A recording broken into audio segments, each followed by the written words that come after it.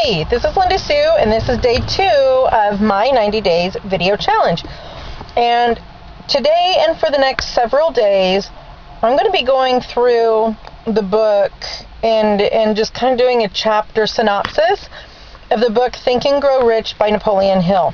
This is such a powerful book. It's really changed my perception on things in my life and the way I look at things and the way I think and the way just the way my whole existence is. And it all really boils down to the things we think about. Okay, I'm going to read a few things from the chapter that really stand out to me and that really caught my attention.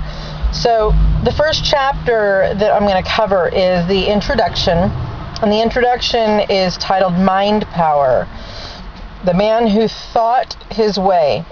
Okay, and he's talking about Edwin C. Barnes, who was a business associate of the great Thomas Edison. Okay, and when Mr. Barnes decided that he was going to work with Mr. Edison, or Thomas Edison, he didn't decide that he just wanted to work for him, but with him as a business associate. And it didn't happen right away. It took several years, but through a long chain of events, that eventually did happen. Opportunities presented themselves because Mr. Barnes kept himself in the frame of mind that this was going to happen. This absolutely was going to happen. And that opened up a whole world of possibilities and energy flow for that to happen. At the beginning of the chapter, of the introduction, there's two sentences written on the other page, and they say, "Success comes to those who become success conscious. Failure comes to those who indifferently allow themselves to become failure conscious." Okay? Now what that means is nobody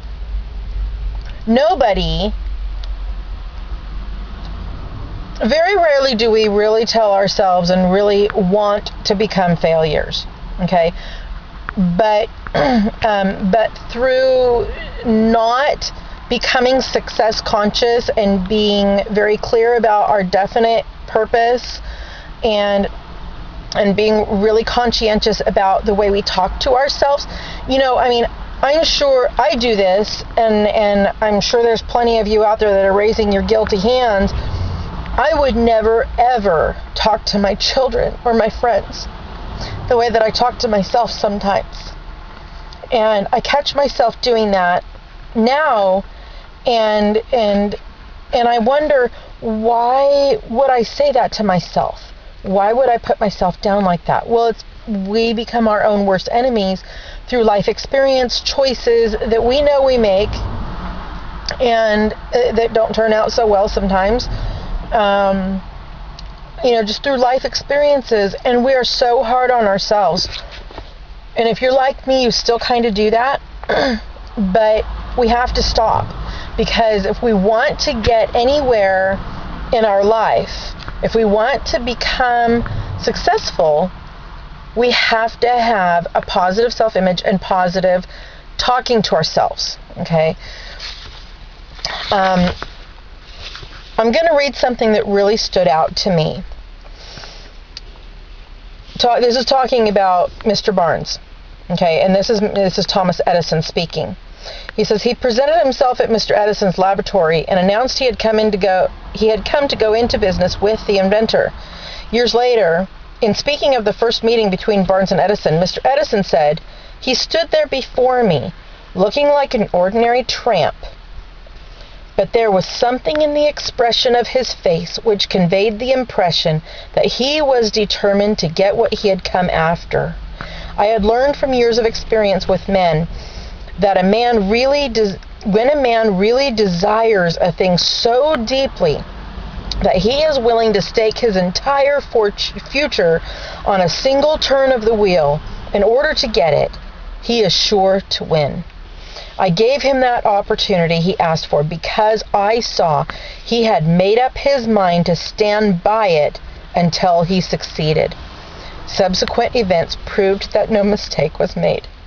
I think that is just so cool. Mr. Barnes was so adamant and so determined to become a business associate with Thomas Edison that eventually he did become that. Let's see, where was...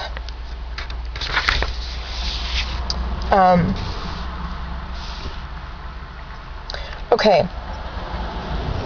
Here's something else I'm going to read to you that stands out. He says, how much actual cash that original desire of Barnes was worth to him, I have no way of knowing. Perhaps it brought him $2 or $3 million. But the amount, whatever it may have been, was insignificant when compared to the far greater asset he acquired in the form of the definite knowledge that an intangible impulse of thought can be transmuted into its physical counterpart by the application of known principles. Okay, there are 13 known principles that Napoleon Hill discovered in researching over 500 successful people. This book wasn't based on just a couple of successful people he studied, like Henry Ford. Henry Ford his team was the inventor of the V8 engine, and back at that time it couldn't be done. And they worked for years researching and trying to figure it out. And they kept coming to him and saying, this can't be done. It's impossible. And he says, I want it and I'll have it. Well, eventually they figured it out. But it was because Mr. Henry Ford was so definite and so adamant about what he wanted that that he eventually got it. Okay. That's basically the gist, okay, of the introduction, is that there are 13 principles of success that if you follow, that you will become successful, period. You can't not become successful. Okay. He says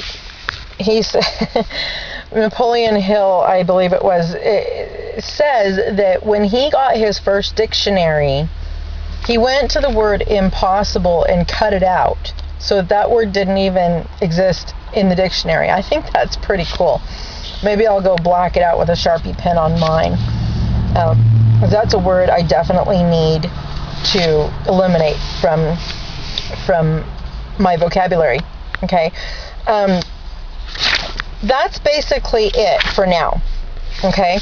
The chapter 1 that I'll be going over tomorrow is about desire. Okay, desire is the starting point to all achievement, the first step to riches.